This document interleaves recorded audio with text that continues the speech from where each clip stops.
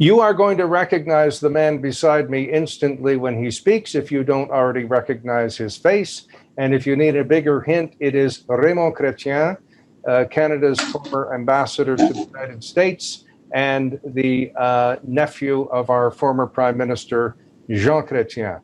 Mr. Chrétien, welcome. It's a pleasure to be with you, Alan.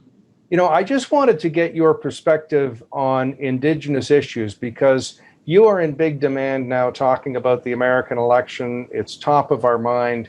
And what we often forget in public policy is the Indigenous people here and the treaties and the arrangements that we have with them, which can even supersede, some of the treaties and laws that we have with America or within Canada. So I'm not sure I have a coherent question for you, but I would like your perspective from someone who's been thinking about Indigenous issues for a long time.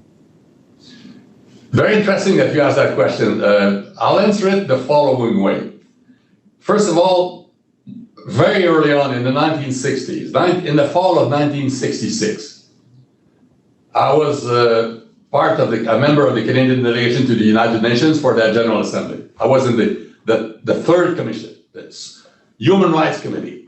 And there, quite often, we Canadians felt that we were pretty good. We had a pretty good record in terms of human rights, treatment of minorities. And every time we and my colleagues would try to flag how great we were.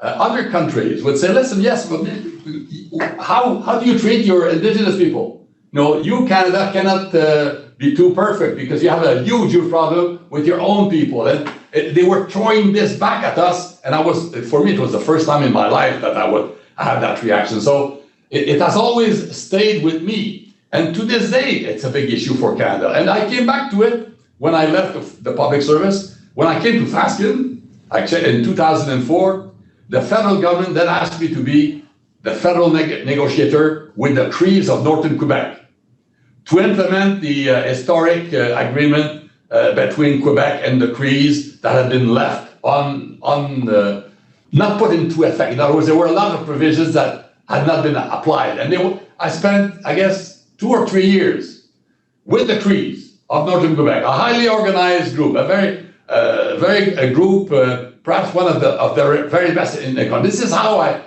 got to know them personally, individually, what it means to be an autochthone of Canada. And it was a revelation for me to go to Northern Quebec, be in a canoe with them, hunting with them, attending parties with them, trying to understand their beliefs, their values, their culture, their religious beliefs. And I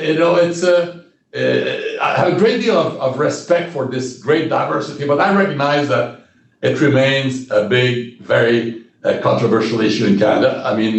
We have tried many avenues to try to resolve the difficulties between Indigenous groups and Canadians, and it's still going on, unfortunately, right now. But hopefully, it's a never-ending issue. We have to keep working at it, and for us, it will improve also our place in the world, our reputation in the world once we have resolved this, if ever.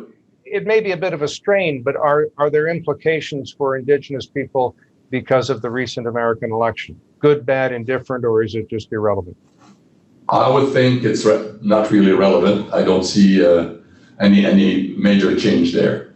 But again, I'm not dealing with those issues now. I dealt with them for a couple of years in 2005, 6, 7, 6 and 7 in particular. But it was, I felt very good because with the Crees of Northern Quebec, the deal was for $1.4 billion.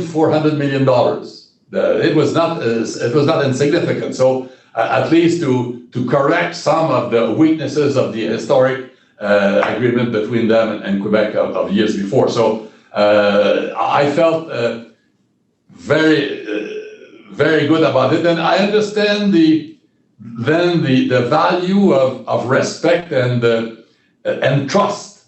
The conclusion I came to is that if you have trust in hard negotiations, it makes a tremendous difference and it brings to success. If there is no trust, forget about it.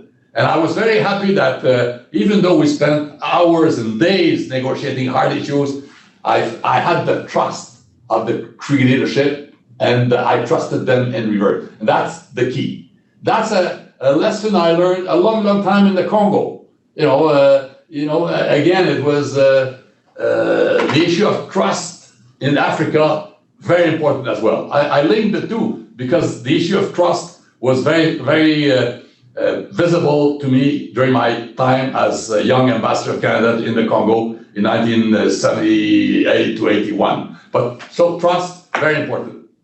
Now, this is a bit of an ambush question, so you can bail out if you wish, but you're a lawyer and with an excellent large firm.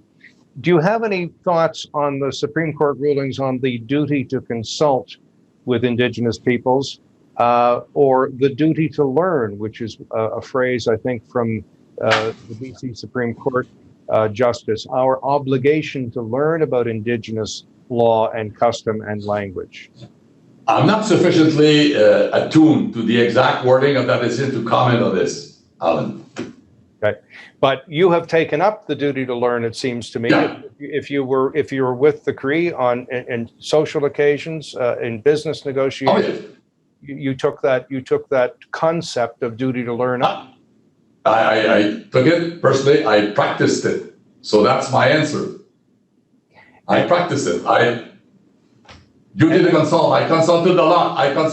No, but again, it's not only to consult. You can be sitting next to or face to face with a group of autochthon, and it's not the same thing as when I negotiated with the Crees. I took the time to visit them. I wanted to understand them in their. It's more than consulting. It's to share their lifestyle, try to understand what makes them think there. So I'm a strong believer in but that's part of the trust. It's the need to understand the point of view of the other. Where's the other coming from? Where does he want to go? What are the lacunas in his thinking? What are the lacunas in our thinking? Try to make a deal. And negotiation is that, Alan. You have to convince, persuade, and make the other one trust you, and the other one has to make. There were a couple of situations when if trust had not been there, I would simply have refused to negotiate. Very good advice. Thank you, and enjoy your next speaking engagement. I hear you're in demand, and I appreciate your taking the time to talk with me. Alan, it's a good. I'm happy to see you after all those years. We're, I guess, both aging gracefully.